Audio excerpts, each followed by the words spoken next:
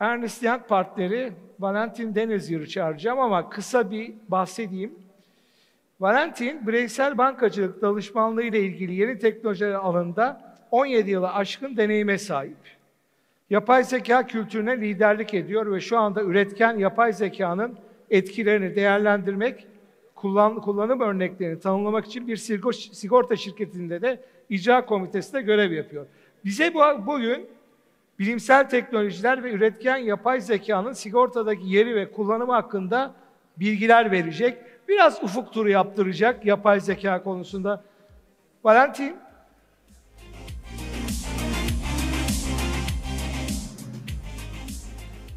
Thank you. Thank you. Good afternoon, everyone. Before starting my presentation, I would like to, as the other guest, thank the organizers and EY Turkey for the invitation. So we are 30 minutes, or roughly 30 to 40 minutes of the coffee break, so courage. And I will not speak about catastrophe.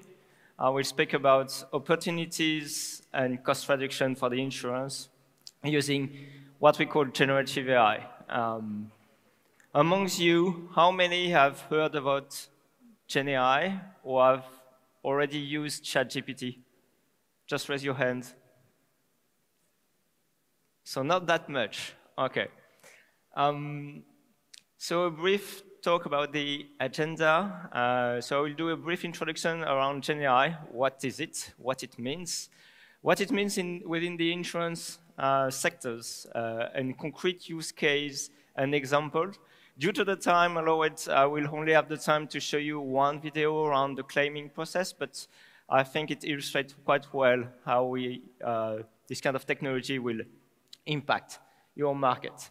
That being said, we'll finish with the limitation and perspective because, as you will see, most of the French insurers have started to work on that kind of technology. So it's for you to understand that we are at a it's a game-changing technology. So first, some conviction. Gen AI is not nice to have, even if it's quite new, and I will come back to that point later. It's really mandatory for you to understand that it's a game changer, not within the industry, but also within the market, for yourself, for the insurance, for the banking sector, for everyone, from a professional standpoint and also for the personal standpoint.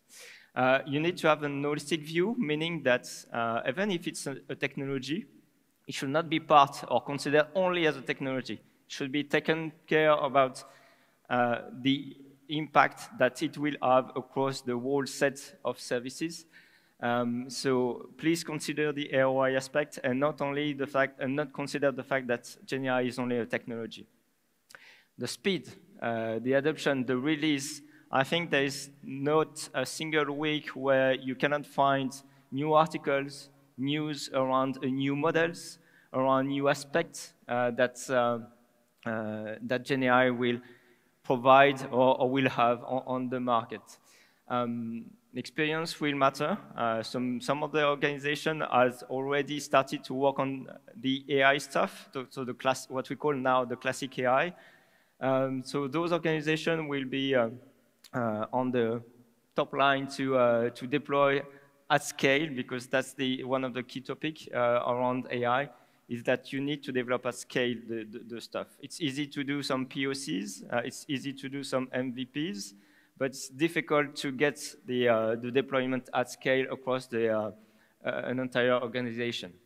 And obviously there is some risk, and there is really important risk. The main one, when I speak to people, is how do I protect my data? How can I manage the IP, so the intellectual property, to be sure that I will not share my content and my intelligence to the other organization. So I will address that point as well. So Gen AI is not new. Gen AI comes from an evolution of the artificial intelligence. We set the birth of Gen AI in 2017. Why? Because that's in 2017 that some researcher from Google has released a paper that created or release the transformers. That's the famous T in ChatGPT. So it's the architecture of the transformers that really changed the game and allowed the birth of the large language model as we know them. The second important date is late November 2022, as the release of ChatGPT at some point kind of make the people to realize that AI, and especially Gen AI, is there. So what is Gen AI? Gen AI is an artificial intelligence that generates content. As of today, there is 4 kinds of different contents. The first one is text. ChatGPT, for example, generates text based on a question that you can raise in natural language. It can also be used for code development. Just one idea of how the technology has already spread across the world. We estimate that as of today, 50% of the whole code production across the entire financial service industry is produced using ChatGPT or the equivalent. So the adoption is massive, considering the fact that this kind of technology is really new. Sound and image.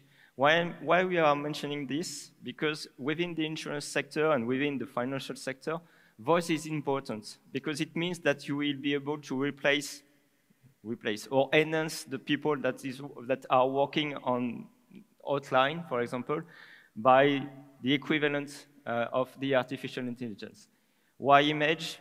Because within the insurance sector, usually if you have a claim, you have to upload your image, and using the power of Gen AI to image recognition, you will be able to do some very interesting stuff. I have the demo after.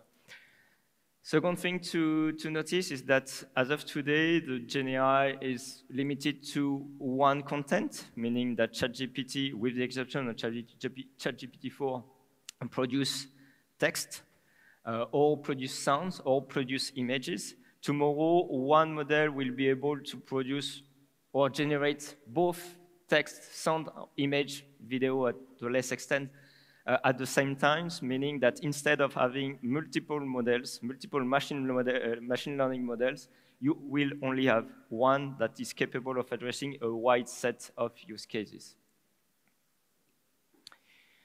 What is impressive with this technology is that the time needed to spread that technology and to reach adoption was unprecedented in the history. It took only 5 days for ChatGPT to reach 1 million users. To reach 100 million users, it was only 2 months. Just to give you an example, Netflix, I think you all know Netflix. It took Netflix 7 years to reach 100 million users. And now we are almost around between 200 and 300 million users per day. It's because once you have started to use it, I mean really use it, not to play with, it's something that is difficult to get rid of it. On the image, mid-journey, there is more than 2.5 million images generated per day.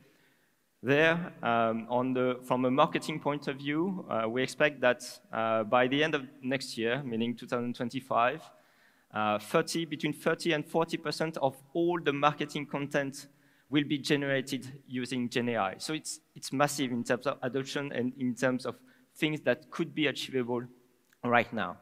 On another area, not related to insurance or financial sector, Gen AI was used to develop a cure for a specific treatment that could took years to, in fact, to be developed normally.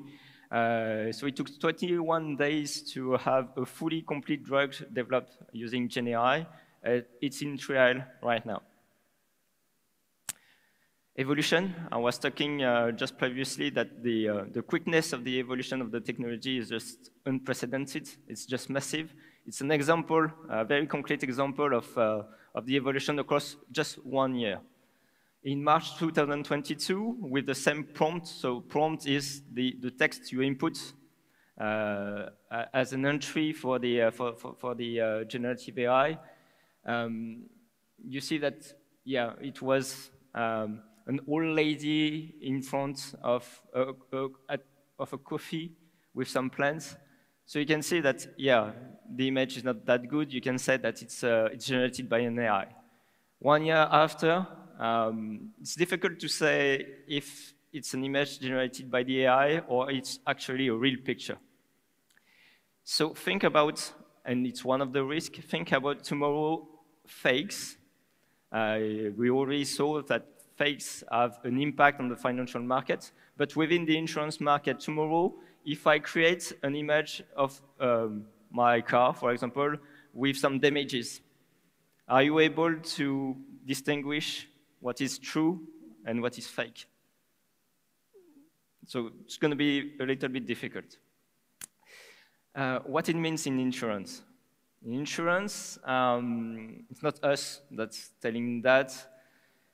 Most of the use cases, or at least the best use cases, are around claim prevention, customer services, assistance, agents, and what the board are looking for is the cost reduction, obviously, and operational excellence, and to a less extent, some revenue generation and client and employee satisfaction. So most of the use cases we are currently dealing with are focusing on that space. But they are not the only use cases that could be achievable within the insurance. This is a typical value chain, insurance value chain. So you can see that under from the marketing to the underwriting to the claims and debt collection, you've got multiple use cases. That's why I was saying at the beginning, don't consider this kind of technology only from a technical standpoint, from technology standpoint. It will have impact across the whole set of activities. Not only the vertical one, meaning the one where you are speaking to clients, but also on the supporting function. I talked a little bit about the IT side, but you can find stuff around regulatory, around finance, again, around human resources. Performing a job description or writing a job description using GenAI is just a piece of cake, if you allow me the expression. Having a comparison between the adequation of a profile to a job offer is also something that you can do very easily. And regarding the regulatory side, we expect that most of the regulatory reports, which is quite painful to do and usually a source of errors in terms of data quality, will be reviewed and generated by GenAI because that's always the same format, and it's always the same data in there. So what are the approaches you can see in the market? Three sort of interest. So for few people, few actors, there is only few level of prioritization of AI. They are not the majority. The majority is at the center. They saw or you saw generative AI as cost-cutting tool, mainly. So meaning that you will deploy GenAI on the internal processes to reduce the cost, to be more effective, and to enhance the value. For some that has already played with GenAI and already performed some POCs, some of them are focusing on the right side, so we could see value creation using this kind of technology. Some of them will decide to use their own model. It's a very limited part of the business. Most of you will use ChatGPT, will use APIs, will use models that have been pre-trained and developed by other entities because it's very costly. So in terms of impact on the market and impact in terms of business model, again, the main focus of our customers as of today are around reducing cost. So augment the workforce, augment the employee, use GenAI as customer support, and use it for data and data production. But again, you can realize that, yeah, it works. You can grow your revenue either in terms of market expansion or generated completely new P&L using GenAI by releasing new services, by releasing products that are by nature or by design powered and enhanced by GenAI. Again, on the processes as well, we have had the RPA a few years ago. It was working okay, but it was not a game changer. Now you will be very far from what you have known already based on the RPA. So few actors see really competitive advantage directly on using this kind of technology in terms of creativity, in terms of quality, and so on. Concrete example. Those are publics. I'm currently working with insurance that are not listed on that slide. So the big actors within the insurance have taken this kind of technology. The most advanced as of today is AXA, because they have a close partnership with Microsoft, where they want to deploy by the end of this year ChatGPT or a version of ChatGPT designed especially for AXA for 1,000 users. Allianz and generally have also worked or start working with the technology, especially on the claiming process and on the legal side, because reviewing contracts is something that is painful and that needs a lot of people, usually. But now you can just send the detail of your contract and identify what is missing or what you have to review and remediate based on the evolution. Some other insurers, French insurers, also start to work on that, especially to create stuff, to create marketing content around podcasts, around data, around asset manager. And we are seeing a lot of startups emerging based on ChatGPT technology that kind of wants to realize new chatbot or the next generation chatbot around advisor or just around customer relationship. So use case and concrete example. To illustrate that, we have developed a lot of demos because slides is good, but demos and videos are better. I don't have the time to show you everything, but that's just a quick description of what we have done. So we have done demos on client interaction, knowledge management, something that will be also largely used in the future. Email analysis for some of the some of the insurers are also an asset management part. You can use ChatGPT to be your financial advisor or to speed up the processes.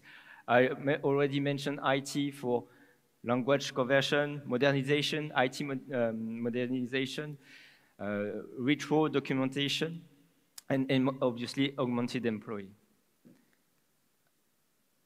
An example of the claiming process. So that's basically a claiming process. So you just imagine that you have, unfortunately, a car accident. So you have to contact your hotline. You have a call center. Now with the speech-to-text, you don't need anymore someone, or at least to a less extent. Then you have to log into the web portal. That's the one I will highlight using a video. And after that, there is financial assessment. There is fraud risk evaluation. So on those part of the process, AI usually is already deployed or partially used. But you will be able to go a little bit further. So video. After that. Is it large? No, sorry.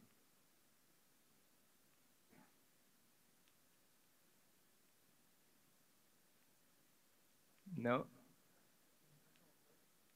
Sorry? Yeah. So you are on the web portal, so you put your name, you put your license plate, so the system recognizes you. So it can identify that it's actually you are a client, that you are a car. Usually you have to drop the image of your accident, So this is a car with something wrong in the panel. So tomorrow, today the assessment is done by an expert or by someone. Tomorrow, yes, GenAI can recognize that it's a car and can directly recognize the areas where the damage are. So in terms of how you will handle the process, in terms of speed to deploy this and to answer to the client, it will drastically improve. We put, it goes very fastly, but I will go back. So I will put that again. But at the bottom of the image, I can pause, sorry. We put some data that is data basically that all the insurers have within their database. Yeah, thank you. Sorry, just, yeah, if you can pause there. So the model can directly recognize that.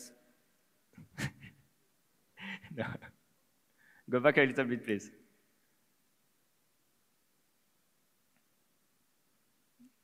Again.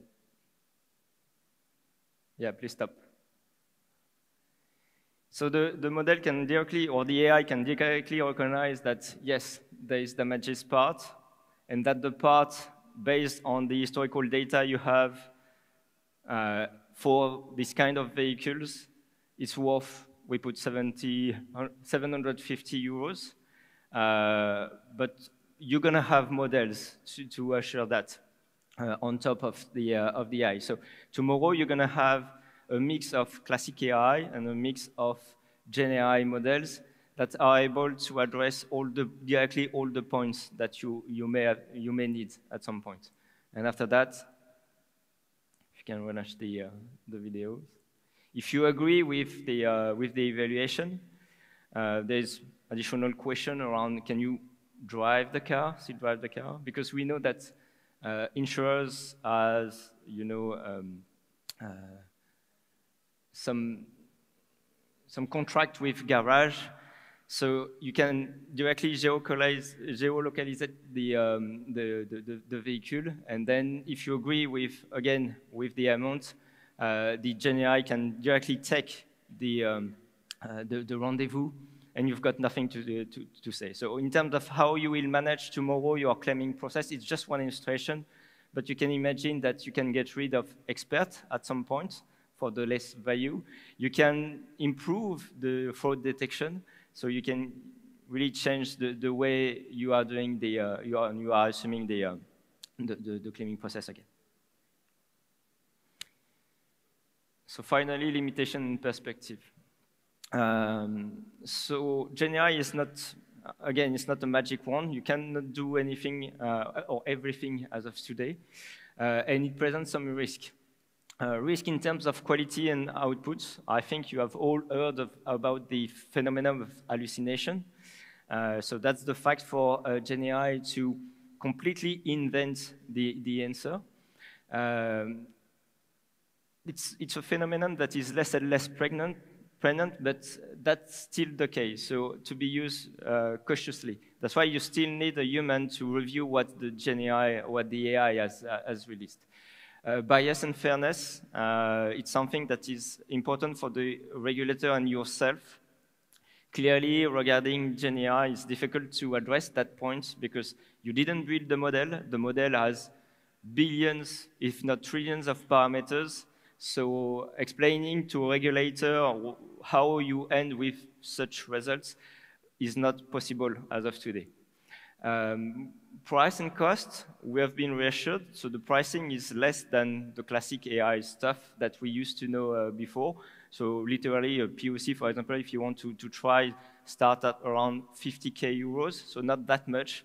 And you've got direct results. So it's easy to calculate an ROI compared to the former or the classic AI.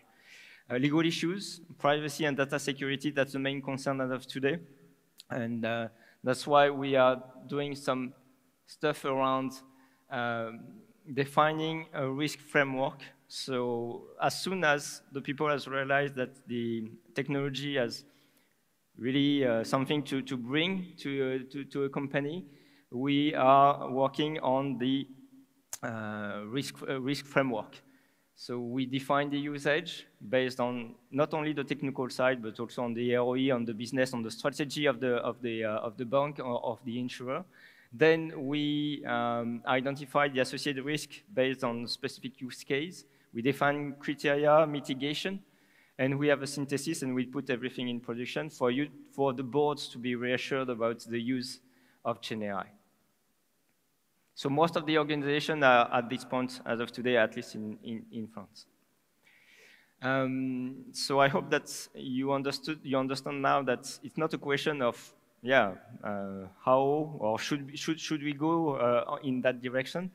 The market has already moved, so it's a question of fastness, quickness, efficiency. But how you do it? There's various ways to do it right now. So from a rapid deployment to a customized approach, most of the people are using either SaaS or APIs. I think you've heard about Microsoft Copilot. So it will be directly included in the Microsoft 365 offering. You have to pay, obviously. It's $40 per person and per month. So not that much, but still a significant amount of money if you have many or thousands of employees. Most of the models as of today start with APIs. And when you are using APIs, the thing is that it's very easy to use. If you have a cloud provider, you can literally deploy the API within days only, and even less than that. So meaning that every single organization can use a LLM model, not tomorrow, but within the next month, within the next upcoming month. And for few of the organizations, you're gonna have, or you're gonna need specific models. So depending of the choice you are doing, but as it's customized, it's gonna take longer. So that's the end of my presentation. It's obviously a very brief overview. I don't know if you've got any question.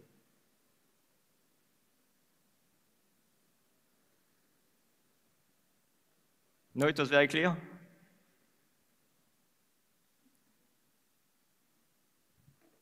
No? So thank you. Sesi açar mısınız? Çok teşekkür ediyoruz. Thank you very much. Stop. Türkiye Sigorta Birliği Başkan Yardımcısı Sayın Ahmet Yaşar. Lütfen sahneye alalım ve plaket için. Buyurun.